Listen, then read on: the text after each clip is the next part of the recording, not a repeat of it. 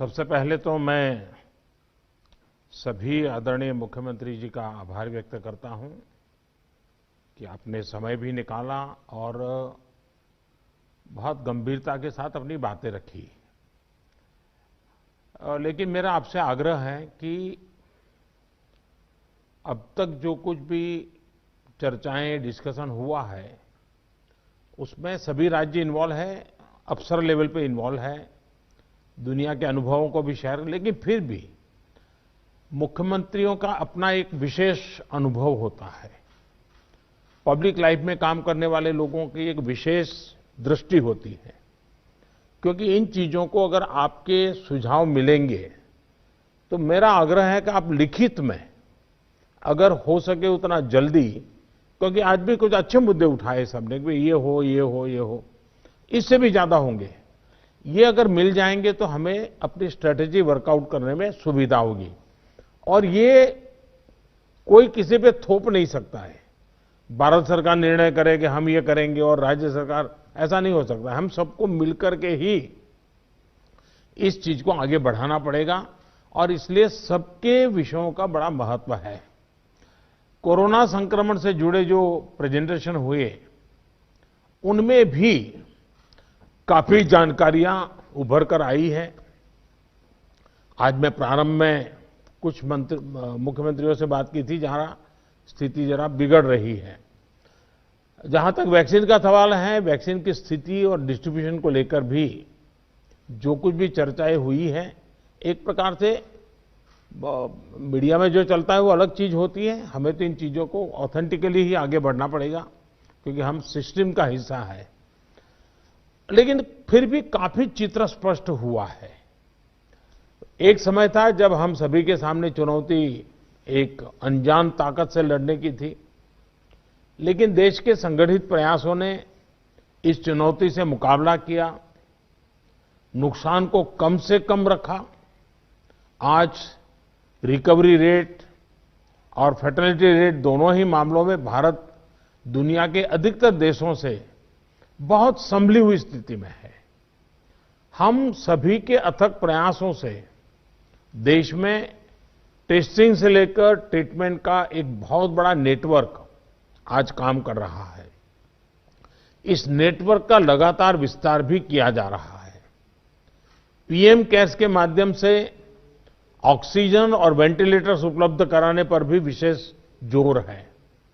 कोशिश ये है कि देश के मेडिकल कॉलेज और जिला अस्पतालों को ऑक्सीजन जनरेशन के मामले में सेल्फ सफिशिएंट बनाया जाए। इसलिए अभी 160 से ज्यादा नए ऑक्सीजन प्लांट्स के निर्माण की प्रक्रिया ऑलरेडी शुरू की गई है। पीएम केयर फंड से देश के अलग अलग अस्पतालों को हजारों नए वेंटिलेटर्स मिलने भी सुनिश्चित हुए हैं। वेंटिलेटर्स के लिए पीएम केयर्स फंड से 2000 करोड़ रुपए ऑलरेडी स्वीकृत किए गए हैं। साथियों, कोरोना के मुकाबले के बीते 8-10 महीने के अनुभवों के बाद देश के पास पर्याप्त डेटा है। कोरोना के मैनेजमेंट को लेकर एक व्यापक अनुभव है। आगे की रणनीति बताते समय हमें बीते कुछ महीनों के दौरान देश के लोगों ने, हमारे समाज ने कैसे रिएक्ट किया है, कैसे रिस्पॉन्ड किया है, मुझे लगता है इसको भी हमें समझना होगा। देखिए, कोरोना के दौरान भारत के लोगों का व्यवहार भी एक तरह से अलग अलग चरणों में रहा है और अलग अलग जगह पे अलग अलग रहा है। जैसे हम मोटा मोटा देखें तो पहला चरण था, बड़ा डर था, खौफ था, किसी को ये समझ नहीं आ रहा था कि उसके साथ क्या हो जाएगा, और पूरी दुनिया का हाल था।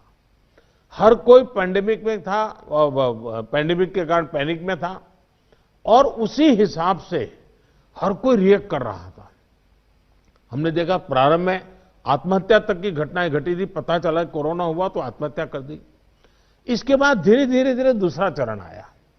दूसरे चरण में लोगों के मन में भय के साथ साथ दूसरों के लिए संदेह भी जुड़ गया। उनको लगा कि भाई इसको कोरोना हो गया, मतलब कुछ गंभीर मामला है, दूर भागो। एक प्रकार से घर में से भी नफरत का माहौल बन गया और बीमारी की वजह से समाज में कटने का डर लोगों को लगने लगा। इस कारण कोरोना के बाद कई लोग संक्रमण को छिपाने लगे। उनको लगा कि ये तो बताना नहीं चाहिए, कुछ समाज में मैं कट जाऊंगा। अब उसमें से भी हम धीरे धीरे समझे लोग बाहर आए, तीसरा चरण शुरू हुआ और तीसरे चरण में लोग काफी हद तक संभलने लगे। अब संक्रमण को स्वीकारने के लगे और अनाउंस भी करने लगे, भाई मुझे तकलीफ है, मैं आइसोलेट कर रहा हूं, मैं क्वारंटाइन कर रहा हूं, आप भी करिए। जो एक प्रकार से लोग भी अपने आप से लोगों को समझाने लगे। लेकिन आपने भी देखा होगा कि लोगों में अधिक गंभीरता भी आने लगी और हमने देखा कि लोग अलर्ट भी होने लगे।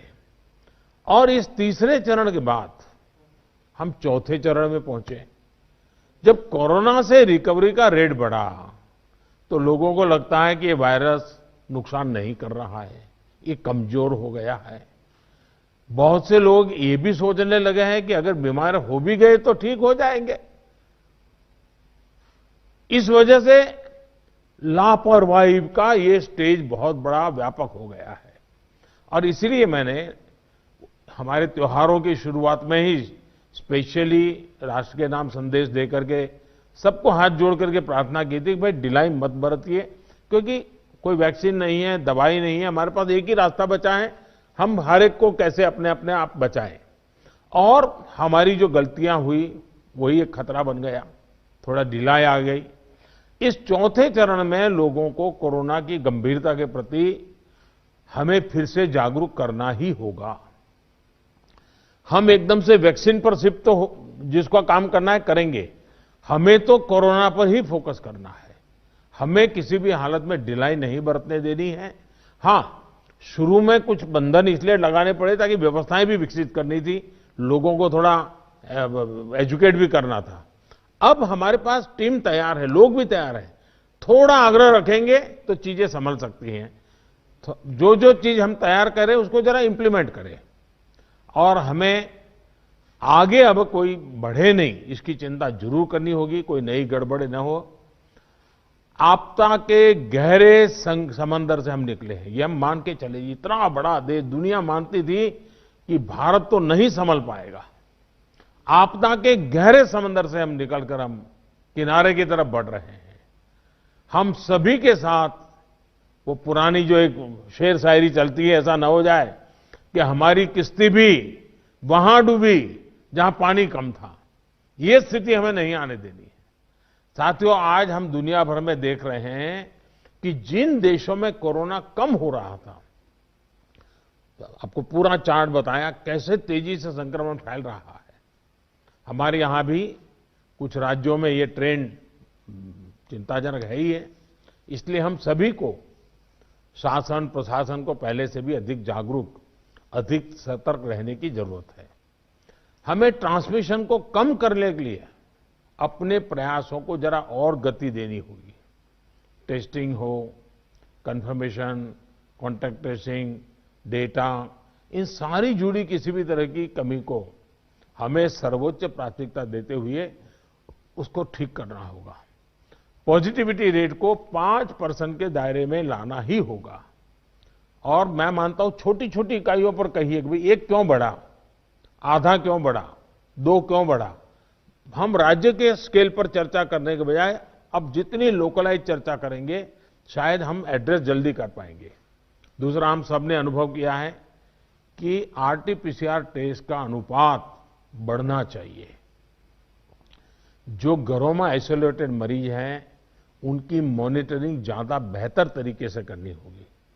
आप भी जानते हैं कि अगर वहां थोड़ी भी ढिलाई रही तो मरीज बहुत गंभीर स्थिति में अस्पताल आता है, फिर हम बचा नहीं पाते हैं।